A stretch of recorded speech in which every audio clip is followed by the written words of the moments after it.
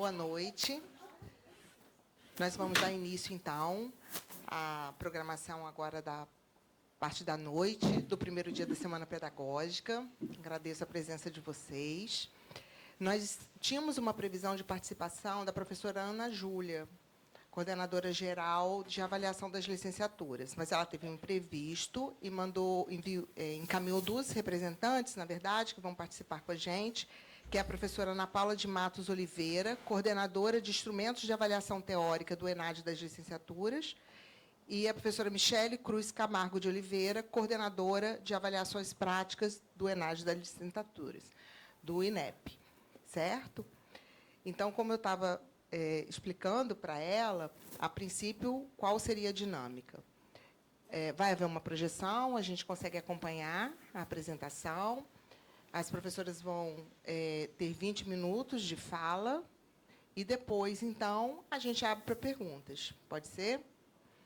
A Conceição Campinho, diretora de Políticas Educacionais da Pró-Reitoria de Ensino, vai fazer a mediação. Nós também estamos com Jéssica Fabiani, aqui presente, da Pró-Reitoria de Ensino, nossa procuradora institucional, porque, dependendo das dúvidas, né, então, a gente pode precisar do apoio da Jéssica também. Convidamos para que ela estivesse presente nesse momento. Vamos dar início, então. Conceição, fique à vontade. Acho que você pode vir para cá, não precisa ficar aí, se você quiser. Você prefere para ficar ali? Vou levar o microfone. Está ótimo. Obrigada, Fabiola. Eu vou ficar aqui mesmo, porque eu gosto de vê-las, como eu estou vendo aqui, e vocês também me verem, né? Então, como eu falei anteriormente, aquele preâmbulo que eu dei, quero reforçar o nosso agradecimento. E a questão de alguns apontamentos que a gente acredita, com certeza, que serão contemplados nas falas de vocês. E nesses apontamentos preliminares, a gente gostaria de saber, assim, que vocês discorressem sobre quais são os motivos, né, na verdade, os objetivos que se pensou para as mudanças inovadoras no ENAD, né, das licenciaturas. O que motivou o pensar numa avaliação prática também para além da teórica? E o que o INEP ela espera com os resultados do exame, como que esses resultados elas podem orientar as políticas de formação docente? E mais à frente um pouquinho dessa perspectiva ENAD, como os resultados do ENAD podem subsidiar o planejamento acadêmico e institucional. A gente, especificamente aqui no Campo Centro, vai ter a licenciatura em Ciências da Natureza, que participará do ENAD, né? Confere? Sim. E o teatro também. Uhum. Então, algumas mudanças inovadoras aconteceram, e eu quero deixar assim, vocês muito à vontade para apresentar o que vocês colocaram, e nesses apontamentos, até para poder a gente começar a visualizar a contextualização desse processo. Fiquem à vontade, quem começa é a Ana Paula, ou... Isso. Você fica à vontade, Ana Paula. Então, boa noite a todos e todas. É uma satisfação estar aqui com vocês.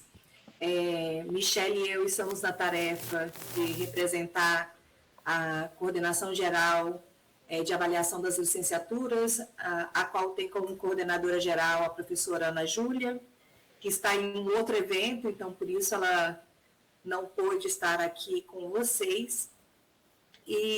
Então, eu vou começar a minha fala, né, expondo um pouco, contextualizando uma análise das licenciaturas nessa nova configuração que temos. Então, como deve ser de conhecimento da maioria de vocês, em 2024, a portaria 610, de 27 de junho, portaria essa do INEP, ela institui o ENAD das licenciaturas nesse novo formato, né? E a partir disso, né, a partir dessa portaria, o ENAD das licenciaturas passa a ser anual. E ele passa a ser composto, né, por duas avaliações.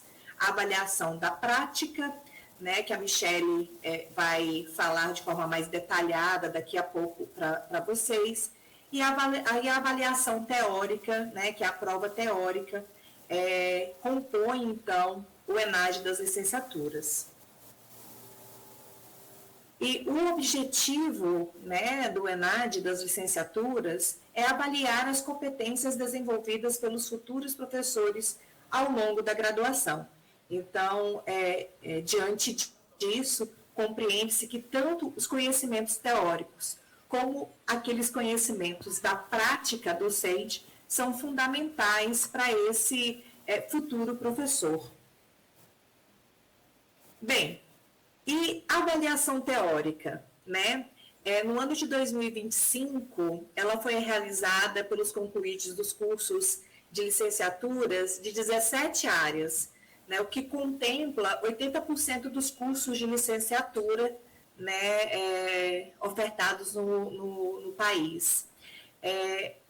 Nesse ano de 2024 e 2025, daqui a pouco eu vou falar um pouco mais, a gente teve algumas mudanças no formato dessa prova, né, que puderam ficar mais palpáveis para o público o ano passado, né, ano em que, pela primeira vez, a prova do ENAD, na sua completude, é divulgada. E em 2026, para essa edição, né, nós temos mais 4 áreas participando, que são ciências naturais, ou ciências da natureza, dança, espanhol e teatro, né? E a avaliação teórica, tal como a prática, né, ela é um componente curricular obrigatório, né, na conclusão dos cursos de licenciatura.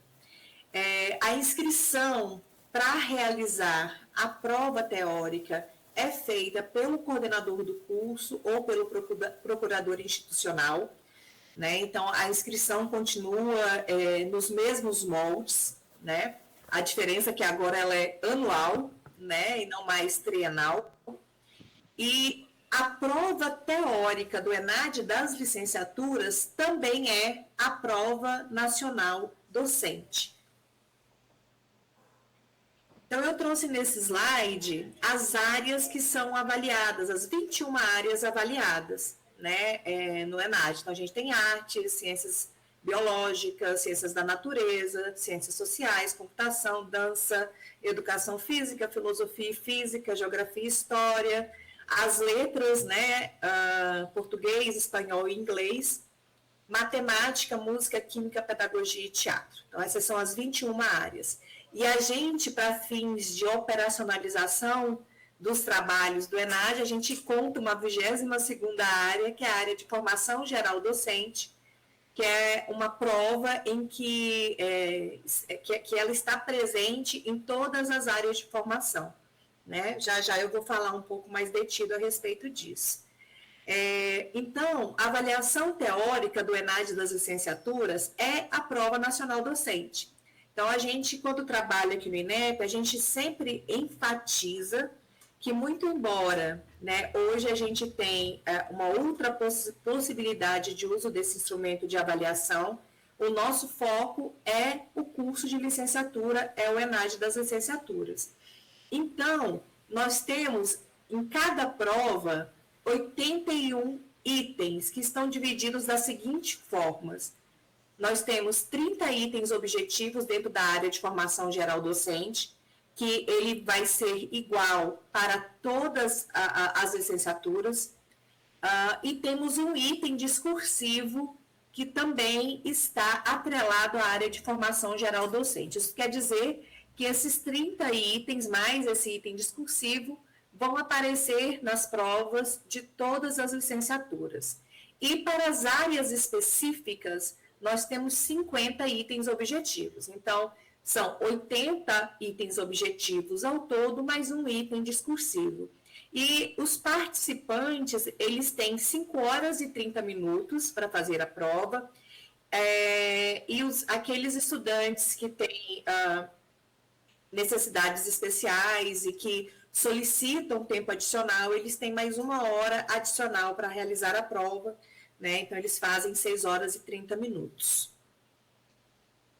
Uma coisa que é interessante destacar para vocês é que como que a gente monta essa prova, como que essa prova ela é elaborada, né? No site do INEP, vocês vão poder encontrar as matrizes de referência de cada licenciatura avaliada. A matriz de referência, ela é organizada em competências e habilidades, e ela é igual para todas as licenciaturas, né? Porque a intencionalidade do INEP, ao elaborar essa matriz comum a todas as licenciaturas, foi tentar entender, né, que tipo de egresso das licenciaturas a gente gostaria, né? Que professor que a gente gostaria. E a parte específica, né, de cada licenciatura está dentro da lista de objetos de conhecimento. Então, as matrizes, do ponto de vista de competência e habilidade, são as mesmas competências e habilidades avaliadas em todas as licenciaturas, por entendermos que essas competências e habilidades são aquelas esperadas para um futuro professor, né? E cada licenciatura tem a sua lista de objetos de conhecimento, que são os conteúdos que são abordados, né? E na articulação entre essas competências, habilidades e objetos de conhecimento é que a gente operacionaliza a matriz em itens, né? Então, no momento da elaboração dessas questões, há uma articulação da competência, da habilidade, com o objeto de conhecimento, né, para, então, a gente ter concretizado isso em itens. E a nossa tentativa, desde a edição de 2025, é que os nossos itens tivessem foco no conhecimento pedagógico dos conteúdos, né? O que isso quer dizer, né? A gente quer, sim, que o futuro professor tenha os domínios, né, dos conteúdos, né, de cada curso, mas que ele também saiba como trabalhar esses conteúdos em sala de aula, né? Então, tem sido um desafio do INEP em pensar o conteúdo dentro da sua aplicação pedagógica. Bem, e aí, então, nesse movimento, em 2025, o governo federal ele lança, né, o programa Mais Professores para o Brasil, por meio do decreto 12.358, de 25, e dentro desse decreto você tem várias ações que visam a valorização do magistério, né? E dentro dos primeiros propósitos, né, ali listados nesse decreto, nós temos a seleção para ingresso na docência. Temos também, por exemplo, a atratividade para as licenciaturas, que é o PED-6, que é bem conhecido, né? E dentro desse propósito de colaborar com as redes para a seleção para o ingresso na docência, a gente teve, então, a instituição da Prova Nacional Docente. Então, a Prova Nacional Docente nasce, então, alinhada a esse propósito, né, estabelecido pelo governo de valorização do magistério público, e ela vem como um instrumento, né, que pode viabilizar o ingresso no magistério, seja ele temporário ou efetivamente. Bom, então o que é essa Prova Nacional Docente, né, que a mídia tem denominado de Enem dos professores, né? Ela é um exame que é realizado anualmente em todo o território nacional, a partir da prova teórica do ENAD das licenciaturas, né? E qual o propósito dessa prova, né? Que a gente chama pela sigla de PND? é subsidiar os entes federativos na seleção de profissionais qualificados para suas redes de ensino, apoiar a autoavaliação dos participantes, fornecendo resultado individual sobre o seu desempenho e formação, e oferecer subsídios para as políticas públicas voltadas à formação inicial e continuada dos professores. Bem, e como se dá a adesão à prova nacional docente, né? Bom, ela é feita junto ao Ministério da Educação, né? Os estados e os municípios, eles assinam uma adesão, um acordo de participação, né? O Ministério da Educação colabora com os entes federados e municípios na feitura desses editais, né?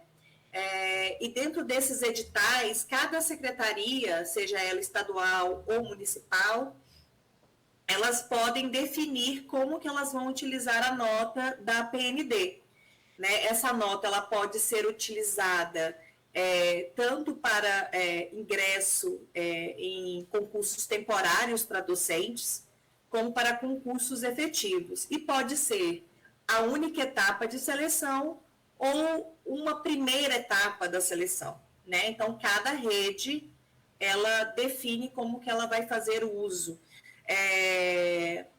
As inscrições, né, para que as redes, elas façam adesão à PND, já teve início no dia 6 de abril e vai até o dia 31 de maio, né? As informações todas estão no site do MEC. E no ano de 2025, nós tivemos 80% dos estados aderindo à prova, né? Ao todo foram 22 redes estaduais, 18 capitais e 1.490 municípios, né? Os únicos estados que não aderiram, né, a PND foi Amazonas, o DF, Goiás, Paraíba e o Rio de Janeiro. E as capitais que não aderiram, só a título de exemplificação para vocês, as capitais que não aderiram foi Rio Branco, Manaus, Fortaleza, João Pessoa, Teresina, Curitiba, Porto Alegre e Aracaju. Foram as capitais que não aderiram. E algo que é interessante mencionar é que os participantes do ENAD, né, eles são inscritos normalmente pelo coordenador ou procurador institucional, eles não pagam para realizar a prova, né? Então, a inscrição é feita normalmente pelo coordenador, e o participante do ENAD, ele também pode, caso queira, utilizar a nota dele para se aplicar a um desses editais que vão estar abertos, né? Então, tanto esse estudante do ENAD como o público externo, né, aqueles que já são concluintes, enfim, os egressos, eles podem fazer a inscrição na PND, e eles pagam para isso um valor da inscrição, que normalmente é um valor similar ao valor que se cobra, que o INEP cobra no Enem.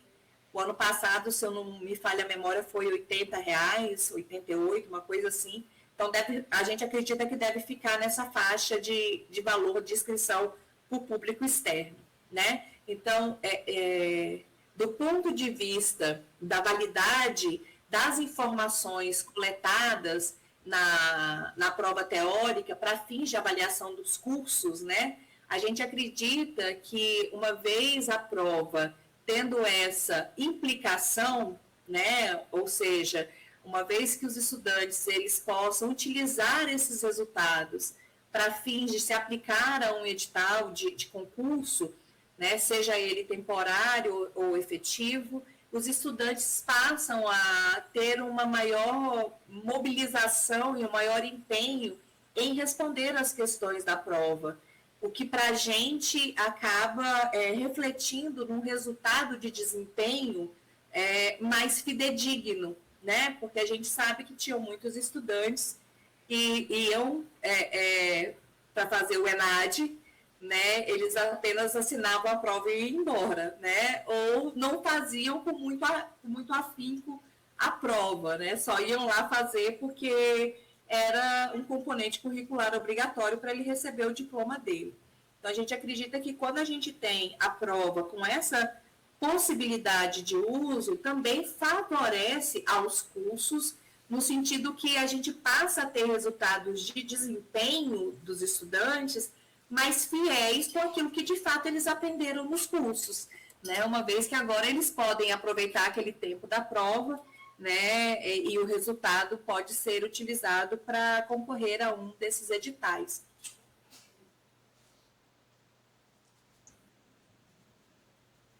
Deixa eu passar aqui. Bem, e do ponto de vista de públicos, né, participantes, a gente teve em 2025 1,1 milhão de inscritos, né, somando ENAD e PND.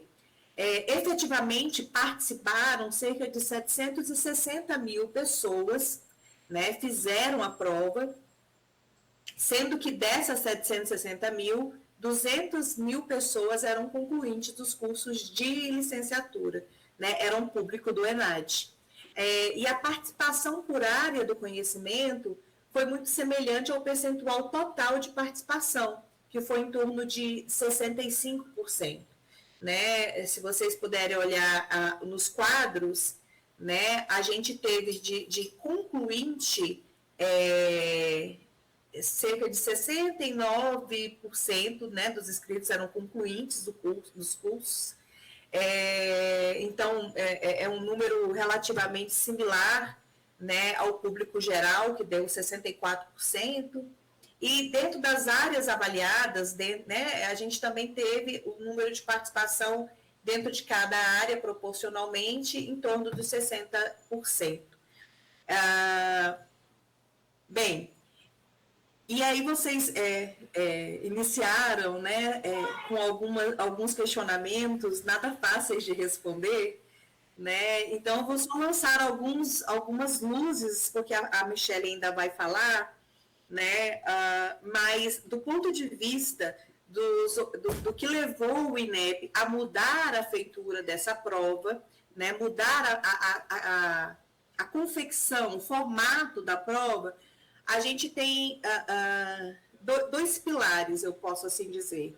O primeiro, quando o INEP, em 2024, já em 2024, ele muda o formato da prova, o INEP faz isso, né, a partir da percepção da necessidade de colocar o ENAD dentro das mesmas metodologias de análise de avaliações já conceituadas, né, dentro da educação básica, que é uma metodologia que o INEP denomina de teoria de resposta ao item, que é uma metodologia que nos permite fazer comparações dos resultados de desempenho das provas, né, entre os anos avaliados. Então, essa metodologia me permite fazer essa comparação do resultado de um ano com o outro. Isso anteriormente não era possível de ser feito. Né, para cada triênio de avaliação, né, antes de 2024, o INEP reunia um grupo de especialistas de cada área avaliada para definir o que ia ser avaliado. Né? Então, a cada ciclo, cada triênio, isso era alterado. Né? Já nessa perspectiva da mudança, em 2023, o INEP já começou a elaboração dessas matrizes, né, que hoje subsidiam a elaboração das provas. Então, essa matriz, ela é fixa, né, e ela foi elaborada também por uma comissão enorme de representantes de todas as licenciaturas e de localidades e de estados e regiões distintas, né, pensando mesmo, assim, quais são as competências e habilidades, né, essenciais para um professor, né, e que são passíveis de serem aferidas num teste padronizado como é o ENAD de licenciatura. Né? Obviamente que se tem a percepção de que a gente não dá conta de tudo, mas dentro daquilo que esse grupo, junto com a equipe do INEP, né, estudou e considerou a partir, né, das diretrizes, das resoluções dos cursos, dentre aquelas que são fundamentais a todo docente e que são passíveis de serem aferidos um teste, como é o que nós utilizamos dentro do ENAD licenciaturas, né, se fez essa seleção, esse recorte, e se torna esse recorte fixo na matriz. Né? Então, a cada ciclo de avaliação, a gente não vai alterar as competências e as habilidades avaliadas. Né? A gente mantém essas competências e habilidades. Então, essa é uma das primeiras mudanças, né? E a segunda, né, que já foi um movimento que a gente veio trabalhando de 24 para 2025, foi pensar mesmo em questões que pudessem refletir um pouco, né, que a gente sabe das limitações do instrumento, qualquer instrumento ele tem as suas limitações, o nosso também não dá conta de tudo, mas a gente fez... enfim, com algumas parcerias, a gente levantou um pouco, assim, da realidade das provas de concurso para professor, né? E a gente percebia que existia, dentro dessas provas de concurso para professor, em todo o território nacional, uma ênfase muito grande na parte de legislação e uma ênfase muito grande no conteúdo pelo conteúdo. Né, nos conhecimentos gerais, nos conhecimentos duros. E a parte pedagógica era sempre uma fração muito irrisória dessas provas.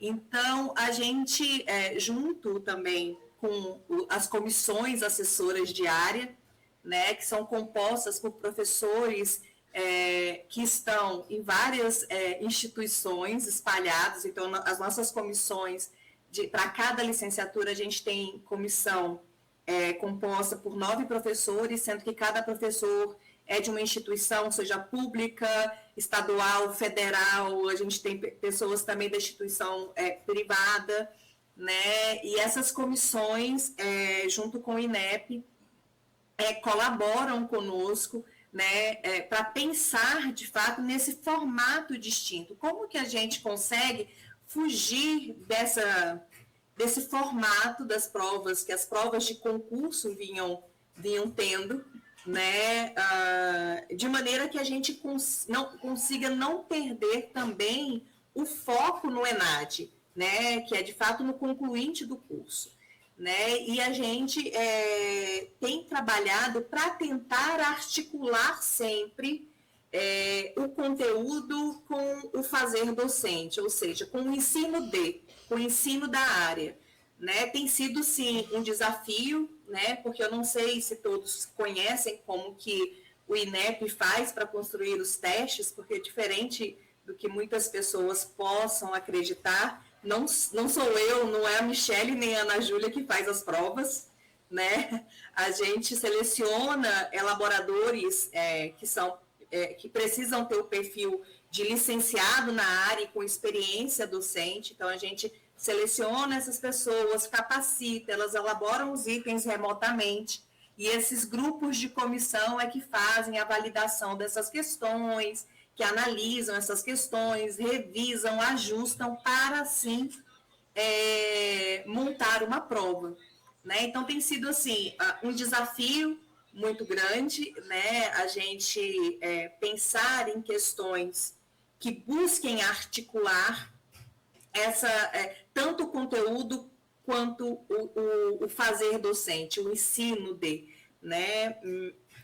Então, assim, a gente acha que a gente está indo por um bom caminho, ainda temos muito que melhorar, né? Foi a primeira edição em 2025, mas a gente acredita que isso sinaliza, ao menos dentro dos debates que nós fazemos com os professores das nossas comissões, isso sinaliza, inclusive para os cursos, né, essa importância né, do conteúdo estar articulado com o ensino dentro da licenciatura, né? Então, eu acho que esse é um caminho, né? A gente ter sim o conteúdo, mas a gente também não perder de vista, né, o ensino desse conteúdo, né? A prática docente, o fazer docente.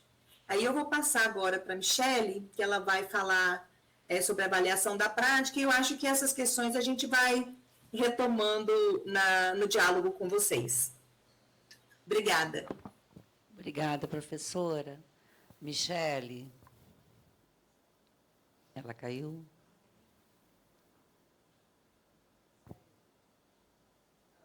Ela vai voltar, com certeza. Mas, professora, assim, dentro daqueles apontamentos iniciais, você realmente contemplou e, logicamente, vai ser, né, acrescentado pela própria Michele, né? E a gente reconhece esse desafio para vocês e para nós também, né? Então, se a gente faz esse trabalho conjunto e vai entendendo esse processo, isso também é muito importante para consolidar, né? E é isso. Então, eu acho que Michele voltou. Michele, gente, desculpa. Ai, que nada, a gente sabe. Fica à vontade, Michele.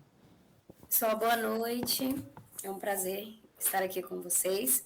Vou falar um pouquinho da avaliação da prática. Eu ainda tenho quanto tempo, gente? Para eu me organizar aqui na minha fala.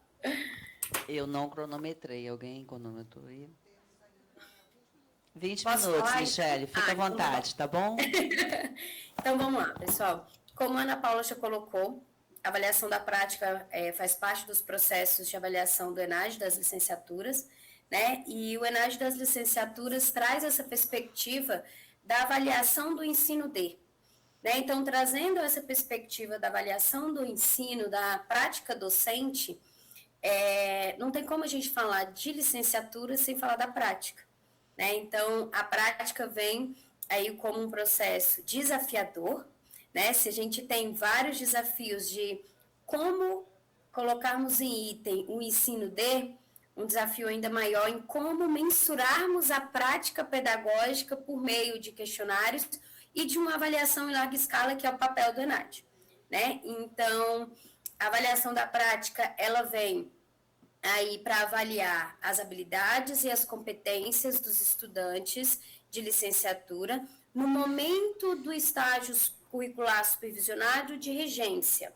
Então, diferente da avaliação teórica, né, que ela acontece ali no final da licenciatura, a avaliação da prática ela pode acontecer a qualquer momento onde o estudante esteja cursando o seu estágio supervisionado no momento da regência de classe. Claro que é indicado, né, o que a gente indica que esse estudante realiza a avaliação da prática no final no seu último momento de estágio de regência, para que ele tenha ali adquirido mais competências e mais habilidades ali para aquela avaliação. É importante também ressaltar que a avaliação da prática ela não é mais um processo para o estágio supervisionado. Não, ela vai trazer luz a um dos momentos que ele já realiza, né, que é a regência de classe, e esse momento vai ser o que vai ser avaliado aqui em grande escala, né, pela avaliação da prática.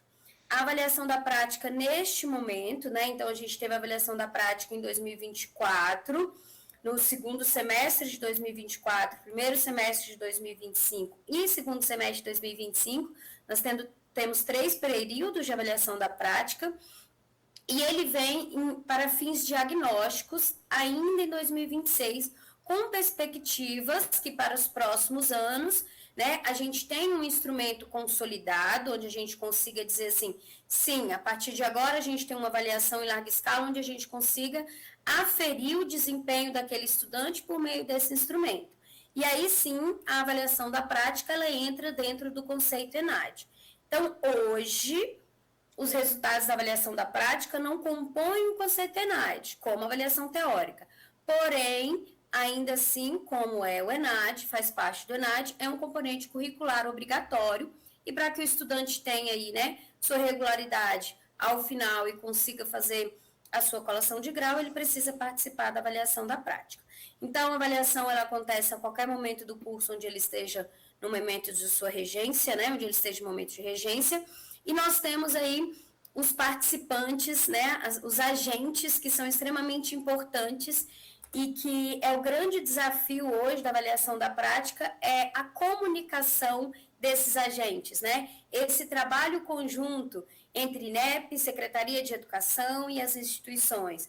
Por quê? Nós temos os representantes aqui que participam diretamente da avaliação da prática, que é o supervisor, né? O supervisor de estágio, que é o professor de educação básica, que é ele quem é o agente avaliador do INEP, então é ele quem faz a avaliação dessa prática desse estudante, tanto do plano da aula quanto do momento de regência dele, então ele responde a um questionário. Nós temos também o orientador, que também responde a um questionário. Esse questionário ele traz aí um reflexo de todo o desempenho do estudante durante esse estágio, trazendo luz às habilidades e competências práticas. E nós temos o estudante, né, que é o grande agente aí, participando, que também responde aí a um questionário. Então, a avaliação da prática ela é composta por 3 questionários, onde esses 3 agentes participam aí ativamente desse processo, né? E aí onde a gente diz que essa comunicação é ainda o nosso desafio. Então, esses são os instrumentos, a Ana já passou aí para a gente. A partir de 2026, então agora, na edição que abriu no dia 30 de março, né, com o edital número 30, nós temos instrumentos novos.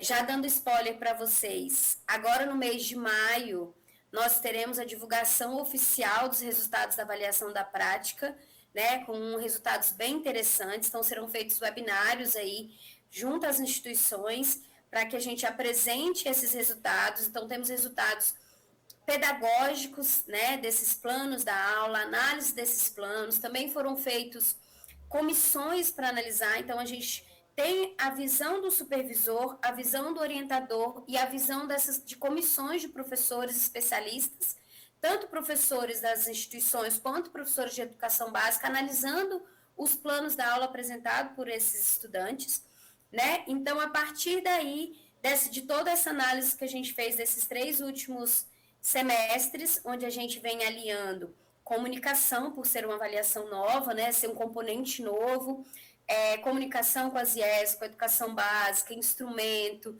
Então, a gente, agora em 2026, a gente vem com instrumentos novos que serão apresentados para vocês, você já tem acesso, né, só acessar o sistema do ENAD, avaliação da prática, os instrumentos já estarão lá. Nós temos uma rúbrica diferente para avaliar os planos da aula, a estrutura do plano da aula, que é o que o instrumento de avaliação desse estudante também é uma estrutura nova, né? Então, com uma avaliação que é feita por esse supervisor, uma avaliação nova, e a partir daí, que eu não posso dizer mais, que já vai ser muito spoiler, nós vamos ter uma rúbrica, uma métrica, níveis de nivelamento, também para a correção desse plano da aula, né? Mas em breve aí a gente vai apresentar tudo para vocês. Então, toda a análise que a gente vai apresentar, tudo que a gente vai apresentar aqui para vocês, vem desses instrumentos que são respondidos pelos 3 agentes: estudante, supervisor de estágio e orientador de estágio. Pode passar. É muito importante que todos entendam o fluxo, né? Antes de eu ir para os resultados aqui, para o parâmetro, o fluxo da avaliação da prática. Então, abriu-se agora, né, novamente, todo semestre vai abrir, vai ser quase contínuo a avaliação da prática a partir de 2026. Então, nós tivemos aí, o panorama que nós vamos apresentar, é um panorama da edição 24, que correspondeu ao 2º semestre letivo de 2024 e 1º semestre letivo de 25. A edição 25 só teve o 2º semestre de 25, então só teve uma edição. Por que só teve uma edição de 25? Porque vocês estão vendo que fica edição dentro de ano, e aí isso vira um complicador, tanto para as IES entenderem, para os estudantes entenderem. Então, a partir de 2026, as edições serão sempre dentro, as edições, os períodos serão sempre dentro do ano. Então, Então, 2025 nós tivemos um período, a partir de agora vai ter primeiro semestre de 26, primeira edição, segunda edição, segundo semestre de 26, sempre dentro do ano. Por quê? Porque para avaliação da prática, essa questão de entrar ano, edição dentro do próximo ano, não faz sentido, porque a gente não precisa ser o concluinte, né? Então, o estudante ele pode ser inscrito a qualquer momento. Então, para facilitar a comunicação com as IES, com a educação básica, análise desses resultados, a partir de agora, a gente vai ter sempre o ano e a edição juntas. Então, ao início do ano, sempre vai ter um edital, né? O edital número 30, que saiu agora, número 30, é isso mesmo? Ele já saiu com as 2 edições da prática.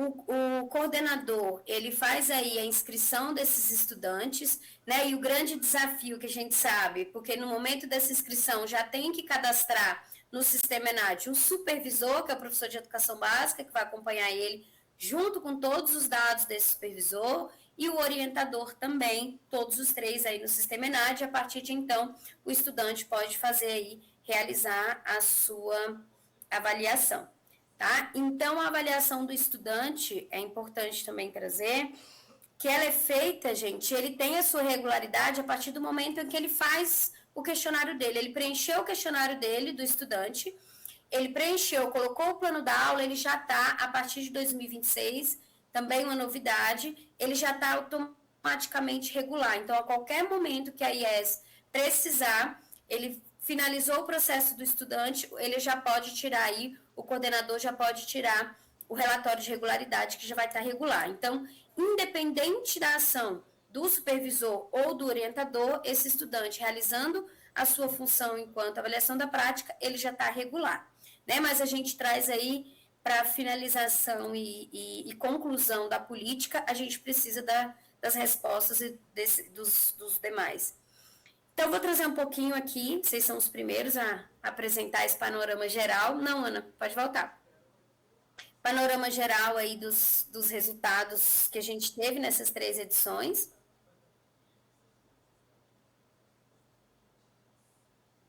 Isso. Então, nesses 3 semestres, né, que foram os 3 períodos apresentados, nós tivemos 169.290 estudantes inscritos na avaliação da prática, né? Nós tivemos 129.097 supervisores, que é um dado importante, né, da gente analisar, e aí já traz alguns spoilers das análises que a gente vai apresentar em breve para vocês, a quantidade de estudantes inscritos, supervisores inscritos e orientadores inscritos, né? Então, a gente teve aí uma totalidade grande de supervisores. Então, entre as 3 edições, esses supervisores, que são os professores de educação básica, eles não se repetiram, né? Então, a gente tem aí, em cada edição, supervisores novos acompanhando novos estagiários, e o que a gente também não vê, né, aí nos orientadores, onde a gente teve 16.273 orientadores, né, vinculados às IES, que acompanharam esses 169 mil estudantes. Então, a gente vê que o número de orientadores, de estudantes por orientador, é um número aí, né, que chega a ser, em algumas IES, bastante preocupantes aí para qualidade dessa orientação e desse acompanhamento. Nós tivemos 46.034 unidades de educação básica envolvidas e que receberam esses estudantes nesses 3 semestres, 754 instituições, delas 167 públicas, 587 privadas, então permanece aí prevalecendo, né, as instituições privadas.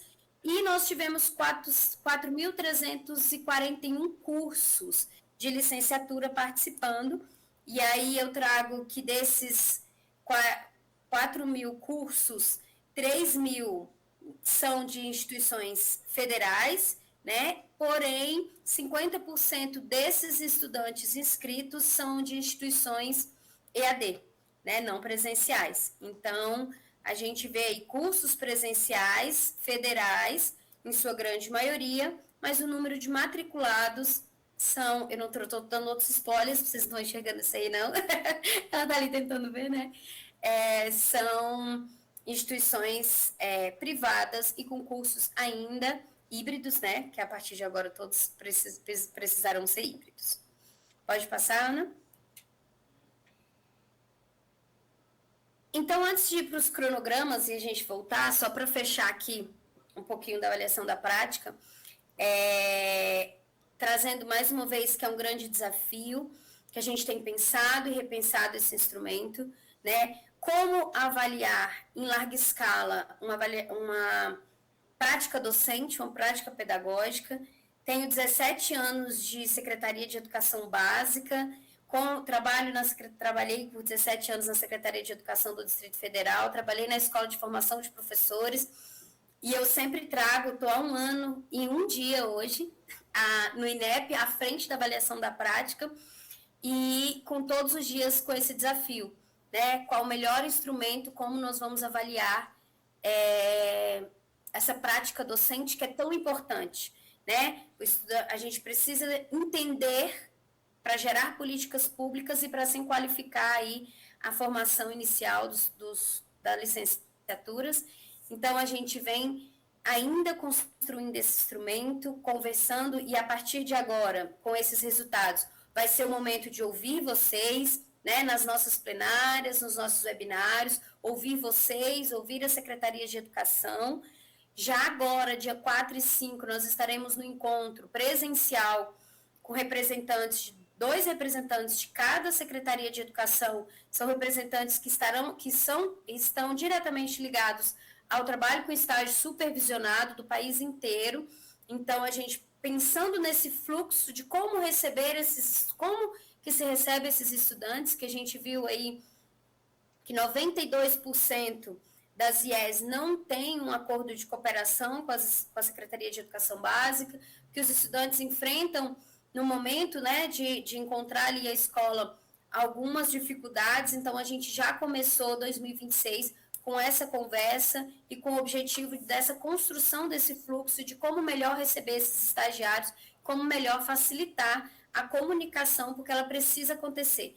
Se a comunicação, né, e a gente está chamando isso de Rede Nacional da Avaliação da Prática, se essa rede não acontecer, essa comunicação entre o INEP, o MEC, as IES e a Secretaria de Educação não acontecer de uma forma fluida, a gente não consegue ter aí uma avaliação da prática, a gente não vai conseguir ter, para além da avaliação da prática, né, os nossos estudantes realizando o momento da sua prática docente, da sua regência com qualidade. Então, já trago aí spoilers que nos próximos meses, maio e junho, a gente vai estar conversando. Espero tê-los conosco aí nessa conversa para avaliação da prática crescer e a gente construir aí um instrumento que a gente chegue da melhor forma a qualificá-lo para a gente conseguir verificar aí da melhor forma essa prática docente, tá bom?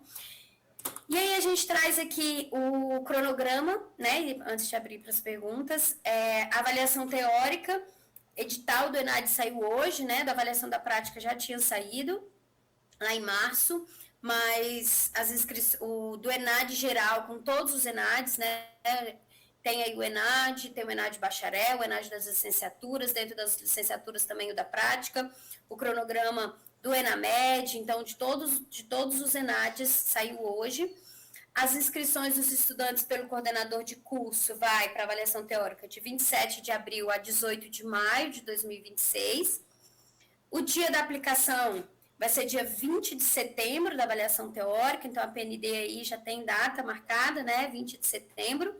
E a divulgação dos resultados individuais é dia 15 de dezembro de 2026. E aí eu também trago para vocês que os resultados da prova, da avaliação teórica da ENAD das licenciaturas, também está aí nas suas organizações para em breve ser publicada. Acredito também aí até junho seja publicado. Tem análises muito interessantes, eu acho muito válido aí, né, essa análise por todas as IES.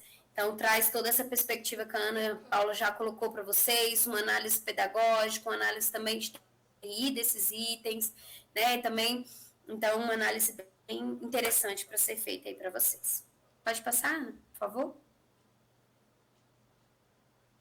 E aí a gente vem com o cronograma da avaliação da prática, já está aberto, vamos inscrever, gente, os nossos estudantes, vamos bombar a avaliação da prática, por favor, e é muito importante que todos entendam, até o semestre passado a gente teve uma dificuldade de entendimento da obrigatoriedade da AP, né? Então, caso eles não sejam inscritos ou esses estudantes não participem da AP, eles ficam irregulares. Então, a IES precisa entrar e dar regularidade, da declaração de regularidade e responsabilidade de cada um desses estudantes. E no nosso sistema não tem previsto fazer isso em lote como é a inscrição. Então, a gente teve cursos que tiveram que fazer essa declaração aí de 2.000 estudantes, né? Então, vamos participar aí efetivamente da avaliação. Ela começou 7 de abril, né? Então, a partir do momento que se inicia o estudante, a partir do momento que ele foi inscrito, ele já pode colocar aí o seu plano da aula, responder o seu questionário. Depois que ele fez isso, 10 dias depois, o supervisor já pode fazer a avaliação dele. E novidade, também spoiler para vocês, o orientador em 2026 já pode fazer a avaliação dele a qualquer tempo, independente de ter sido aí feito pelo estudante ou pelo supervisor, porque o questionário do orientador foi ressignificado. Então, a gente tirou várias questões do orientador, onde ele vai avaliar o estágio e o processo das habilidades alcançadas por esse estudante. Então, independente daquela uma aula que o estudante apresentou, o olhar do orientador é mais amplo. Então, ele não precisa depender do supervisor. Porque até o ano passado, se o supervisor não fizesse, o orientador não fazia. Agora, independente, então, o preenchimento do orientador tem vida própria, né? A gente colocou ele tem vida própria, porém, ele tem uma data limite aí para ser realizado, que é até o dia 17 de julho. E aí a gente fica aí com uma semana, né, de reorganização do sistema técnico mesmo, para a gente fechar a edição, e a gente já abre aí, eu acho que vai dar aí uns 12, 15 dias no máximo, a gente já abre as inscrições 13 de agosto novamente. Então, a partir de 2026, a prática vai ser assim constante, com esse uma semana de intervalo, para que a gente consiga acompanhar o estágio supervisionado e a realidade dos estudantes, porque a gente sabe que tem estudante que consegue fazer no início do semestre, tem estudante que só vai conseguir fazer lá mais para o final do semestre, então para a gente tentar aí comportar todas as realidades o máximo possível, a gente traz esse cronograma da avaliação da prática. Pode passar, Ana? Eu acho que é isso. Tentei fechar nos meus 20 minutos. Obrigada, Michele. Foi muito importante esses spoilers seus. Olha. Foi muito importante. Eu acredito que todos e todas as colegas que estão aqui concordam com isso, porque respondeu, na verdade, esse último apontamento, que como os resultados do ENAD podem subsidiar o planejamento acadêmico institucional. Então, se vocês vão, né, esse spoiler maravilhoso de socializar todos esses dados, é um encaminhamento para uma análise, para ver indicadores, para ver todo aquele processo, tanto técnico como pedagógico, que permeia os cursos, né, de licenciatura. E eu vou começar pela pergunta, ao invés de passar para os colegas. Posso? Me disseram que não. Mas é uma amiga muito querida aqui que falou isso, mas eu vou, tá? E eu vou passar para outra colega.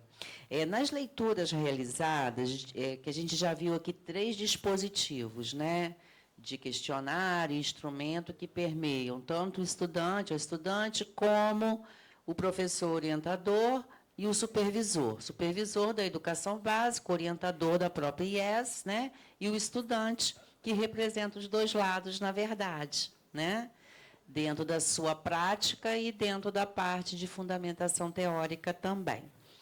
Bem, nas leituras feitas, nesses 3 dispositivos, se colocam que na estrutura do exame também vai ter um instrumento destinado a levantar o perfil dos estudantes. Confere?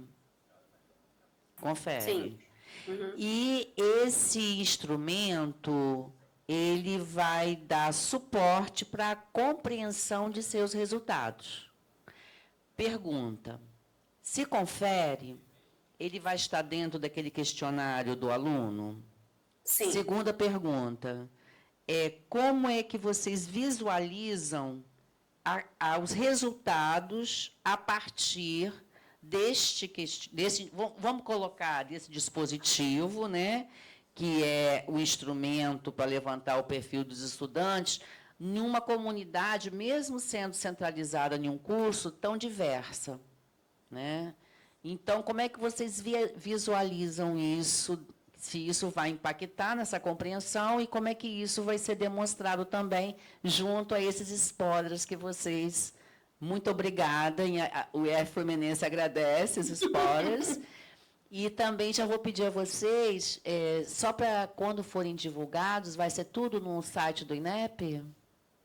Sim, a divulgação, vou responder essa, depois vou para outra. Tá, que aí eu vou passar. A divulgação da avaliação teórica vai ser feita via ministro, né? Então, o ministro vai fazer aí uma exposição desses resultados nos próximos dias, por isso que ainda não foi feito, tem toda essa organização, né? Teve troca de ministro. Então, quem vai fazer o resultado da avaliação da teórica, né, dizendo toda essa questão do conceito ENAD, então a teórica entra dentro dessa perspectiva, é o próprio ministro, junto com o presidente do INEP, né, e as autoridades responsáveis. E aí, a partir disso, o INEP vai também disponibilizar, e a Ana pode complementar, quer falando como serão os próximos passos da teórica? A gente está preparando, junto com a empresa aplicadora, um relatório síntese diária.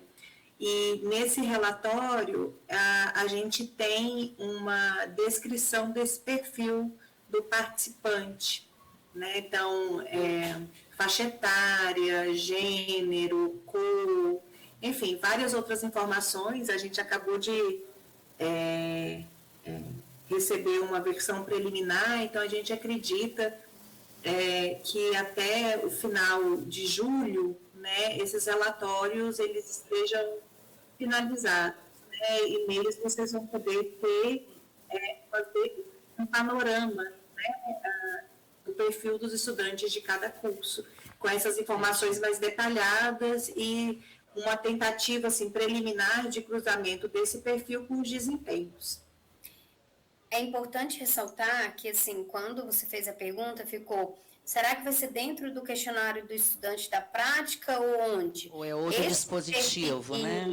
Esse instrumento que a Ana está colocando, ele é o questionário do estudante que ele responde no final do curso, né, que é obrigatório para ele ter sua regularidade, ele precisa, na avaliação teórica, responder o questionário do estudante, e a partir dessa resposta que ele tem até o local de prova dele, né? A partir do momento em que ele faz esse... Então, é a partir daí que a gente tem esse perfil. Na avaliação da prática, a gente tem, sim, uma outra perspectiva de questionário contextual do estudante, mas mais voltado para essa prática docente, para essa questão do estágio, como ele conseguiu ir até a escola. Então, são perspectivas diferentes, questionários diferentes. Esse que vai fazer parte aí dessa reflexão com relação ao resultado do ENAD, né, é esse do estudante que é realizado ao final do curso. Entendi.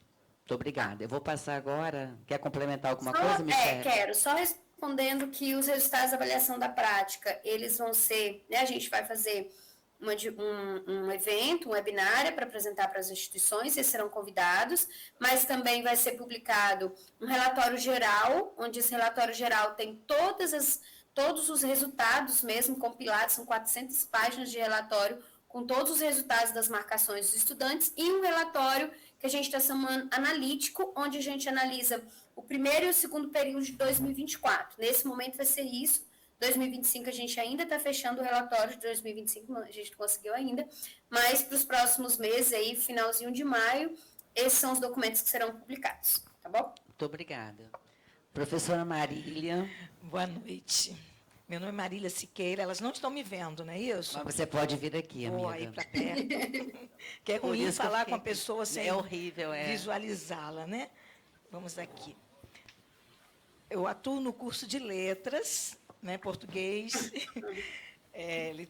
português e literaturas, e como professora a gente não tem, assim, uma discussão muito aprofundada, porque a gente tem outras atividades e acaba não se detendo muito aos documentos, né?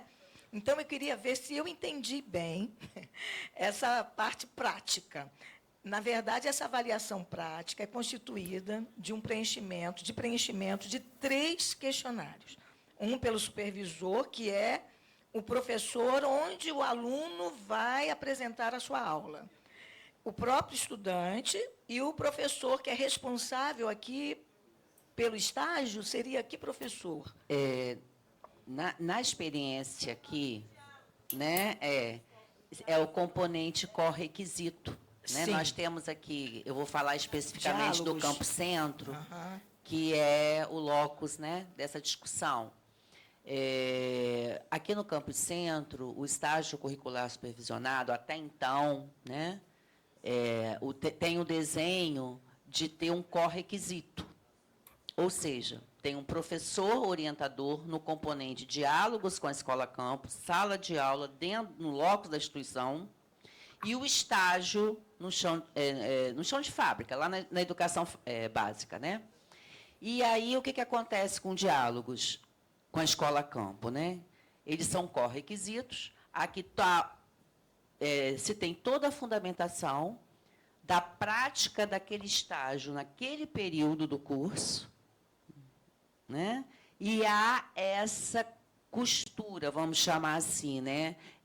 Onde eu fundamento, eu vou lá no estágio, eu aplico. Sim. Então, essa pessoa, esse colega ou essa colega que ministra a disciplina, diálogos, vamos colocar assim, só para a gente, né, contextualizar aqui a forma e o formato, ele é o professor orientador da IES. Sim.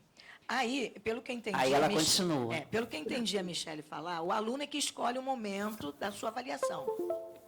É isso? Eu estou no 4º período, no 5º período, aqui no nosso caso, diálogos 2, vamos supor.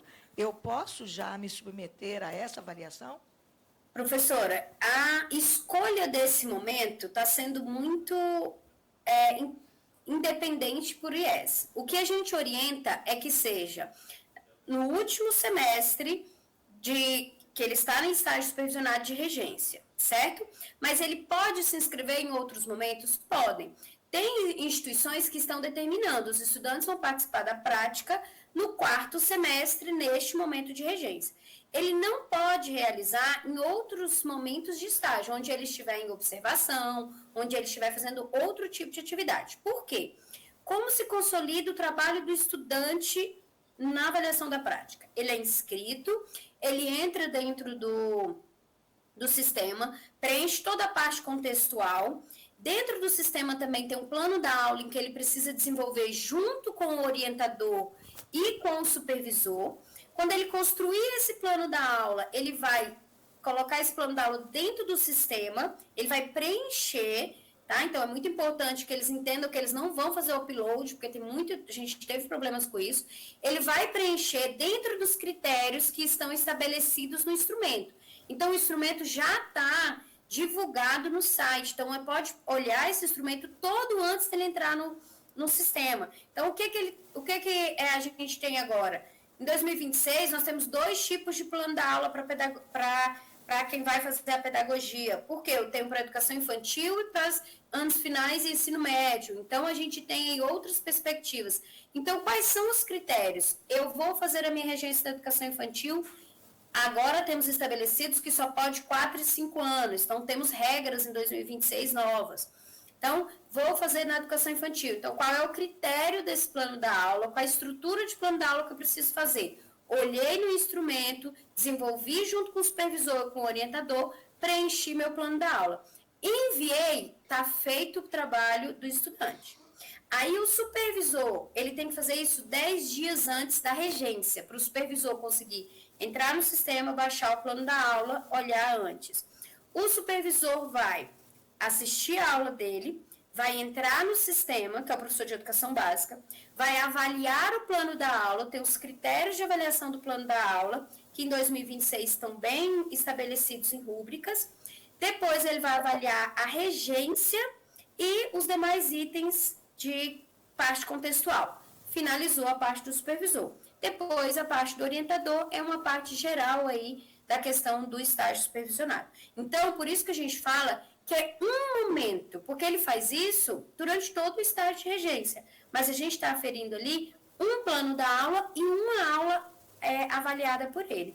Esse supervisor da avaliação da prática, para esse momento da avaliação da prática, ele recebe um auxílio de avaliação no valor de R$100, para esse preenchimento desse instrumento, tá? Que, aí eu já vou colocar aqui algumas perguntas, mas eles estão sendo pagos? Todos que têm a conta bancária lançada no sistema foram pagos, então 2025 aí, nós finalizamos 97% dos pagamentos todos em dias, só não quem não colocou a conta, ou está com conta errada, no caso, que a gente não conseguiu pagar.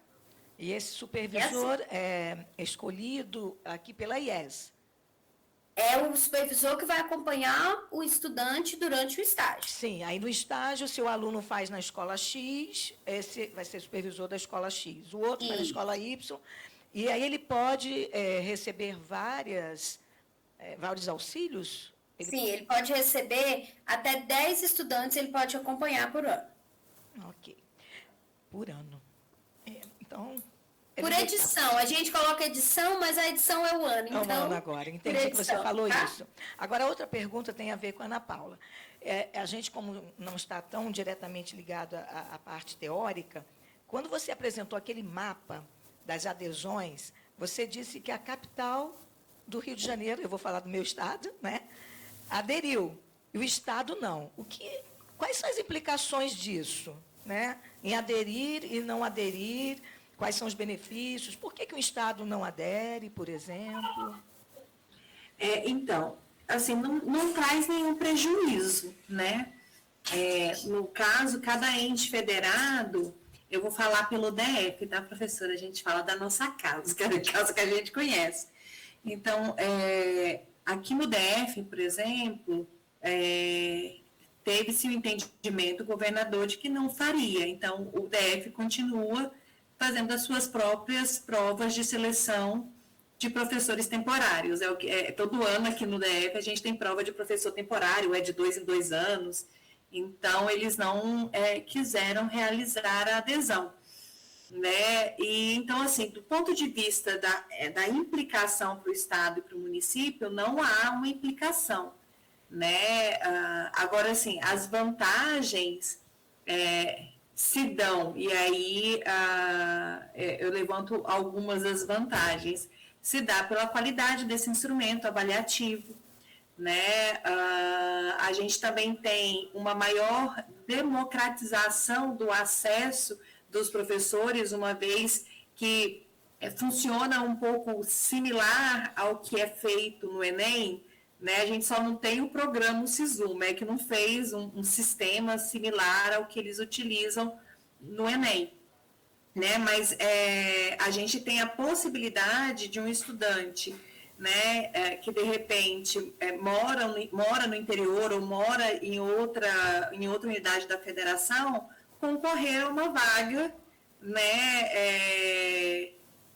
por exemplo, do município ou da capital, sem precisar necessariamente ir até aí para fazer essa prova, né? Então, você tem uma democratização do acesso a essas vagas, né? Então, assim, a gente, pelo menos até o momento, não tem nenhuma sanção ao ente que não adere, né? E uma terceira vantagem que aí foi apresentada para nós por alguns entes federados, né, sobretudo ali nas representações que se tem no Undime com sede, são os custos, né? Então, hoje, as secretarias muitas vezes não têm uma banca para realizar a prova, ou quando se tem uma banca, ela é muito cara, né? Então, as secretarias municipais e estaduais que aderiram junto ao MEC,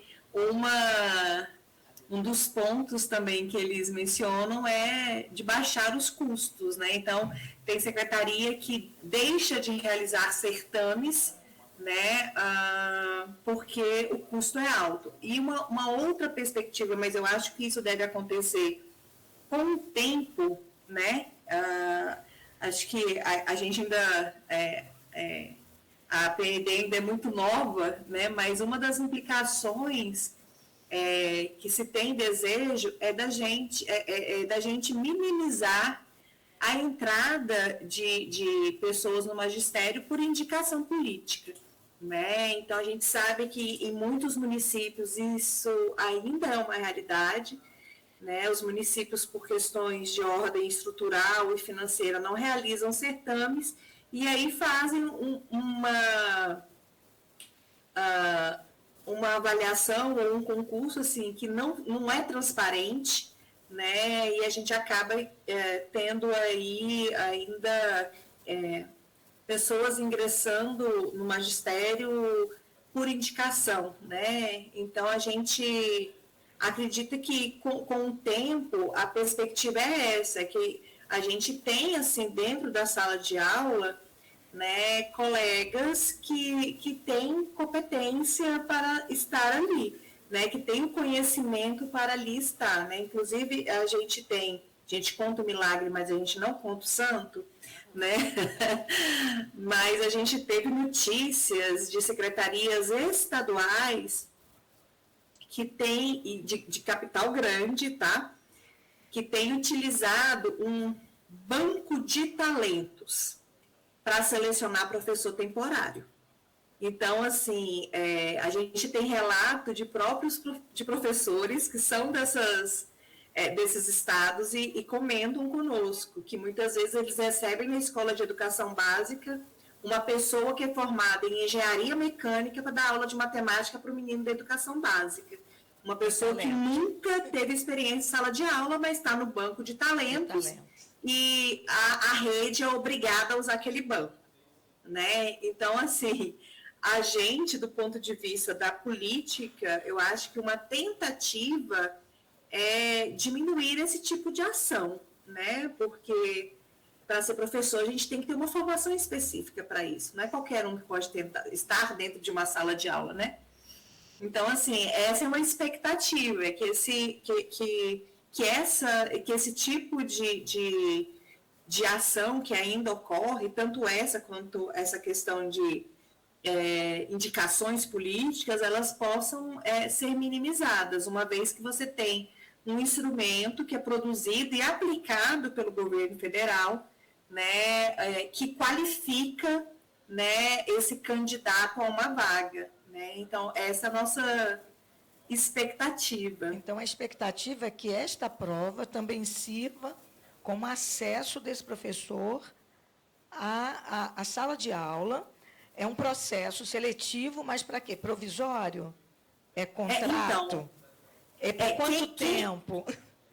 Quem define isso são as secretarias que fazem adesão junto ao Ministério da Educação. Então, a gente tem notícias que a maior parte das vagas ofertadas o ano passado eram para vagas temporárias de professor. Mas também a gente teve notícias que em alguns estados eles utilizaram para vagas efetivas, em um menor número. O MEC acabou não divulgando muito esses editais no ano passado.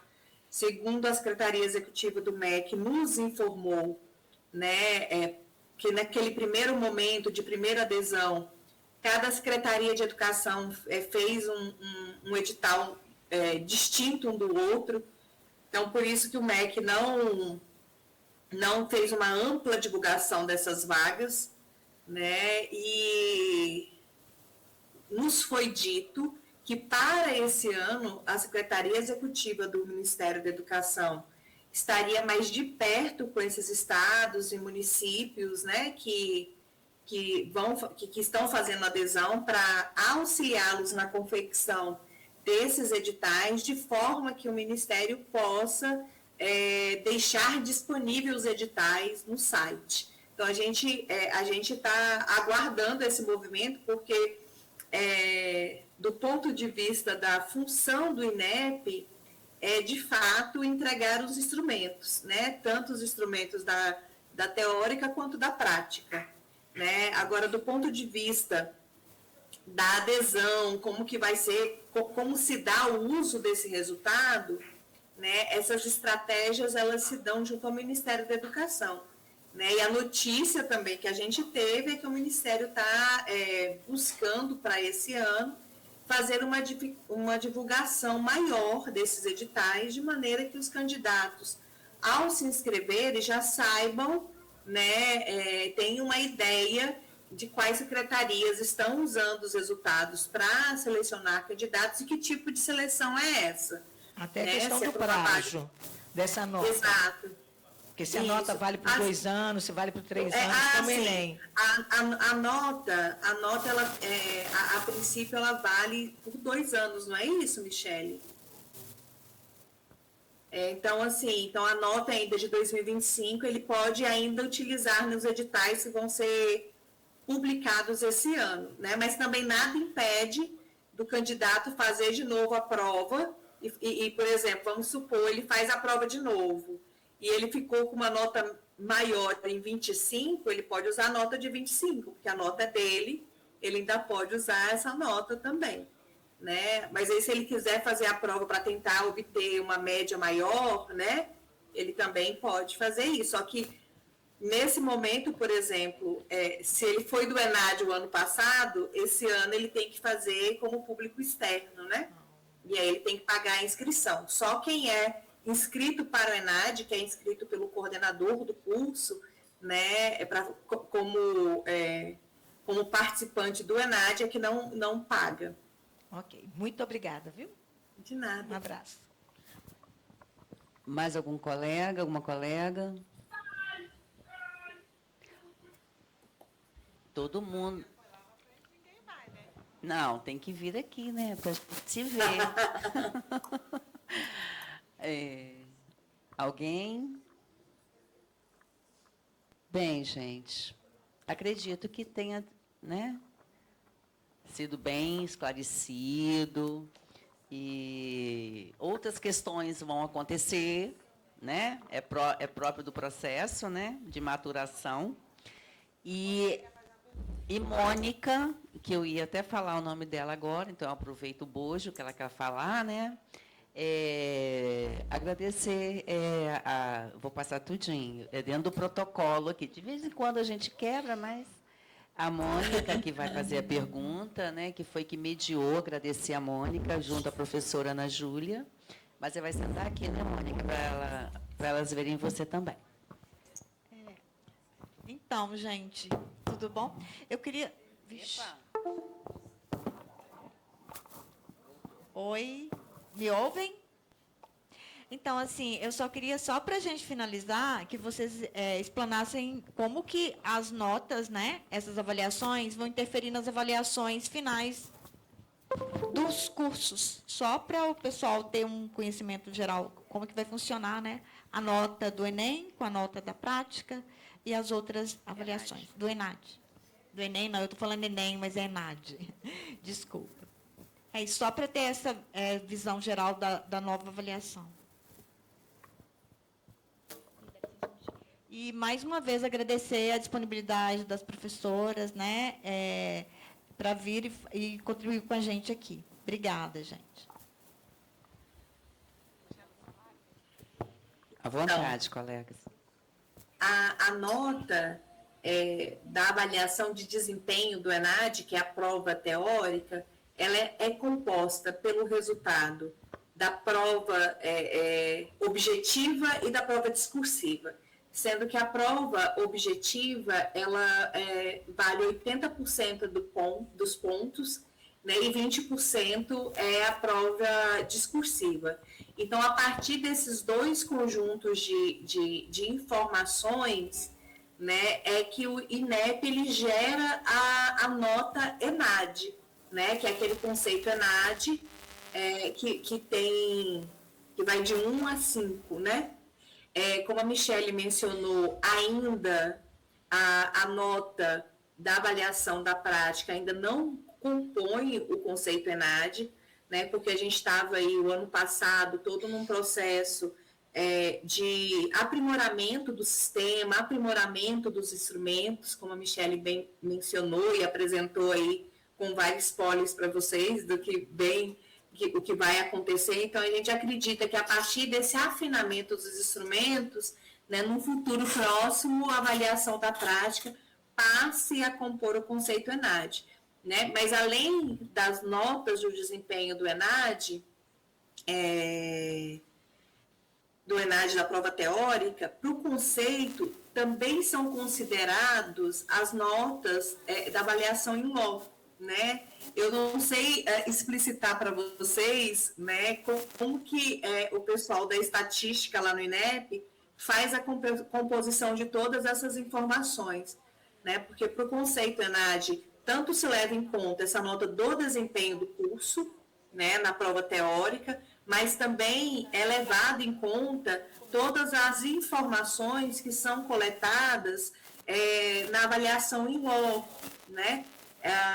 Então, nesse somatório que se dá o conceito, né? Não um somatório simples, né? Mas é uma forma mais didática de expressar. Agora, uma coisa que é importante dizer é que o INEP tem preparado a divulgação dos resultados, né, desse conceito, dessas notas de 1 a 5, dando uma explicação mais pedagógica do que elas representam, né? Então, a gente fez um trabalho grande o ano passado com professores, com cerca de 500 professores, né, para definir quais são os padrões de desempenho da prova do ENAD, para que, quando a gente divulgar os resultados de desempenho do estudante na prova teórica, a gente também consiga expressar ele em termos pedagógicos,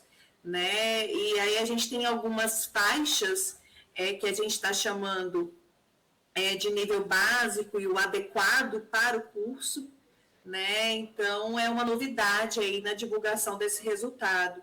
A gente não vai ter apenas uma média ou a nota ENAD em si, né, de desempenho, mas a gente vai ter um pouco a localização dessa nota dentro dessa escala de desempenho dos cursos, né? Então, eu acho que isso agrega para o curso, uma vez que os resultados começam a ficar mais palatáveis pedagogicamente, né? Então, eu acho que isso tende a colaborar para a gente checar proximidades daquilo que o curso já vem trabalhando com aquilo que a prova tem priorizado, né?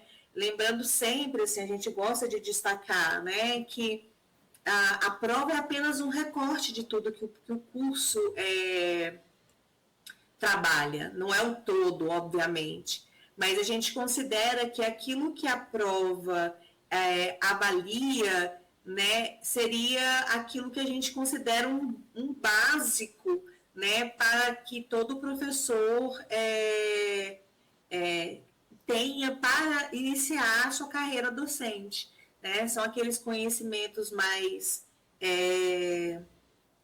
como a gente pode dizer, basilares da formação, né? Então, a gente sabe que não é o todo do currículo, mas se a gente nota que os nossos estudantes, né, não estão conseguindo ter um bom desempenho, eu acredito que é importante fazer uma análise, né, para checar quais foram as dificuldades, onde estão as lacunas, né, porque é aquilo, né, obviamente que a gente não está aferindo tudo que é trabalhado no curso, mas é aquilo que a gente considera, assim, basilar, né, dentro da formação. Então, acho que, assim, dão pistas, né, dão alguns elementos para a gente pensar em aprimoramentos, né, em alguns reforços daquilo que, de repente, o resultado vier a apresentar.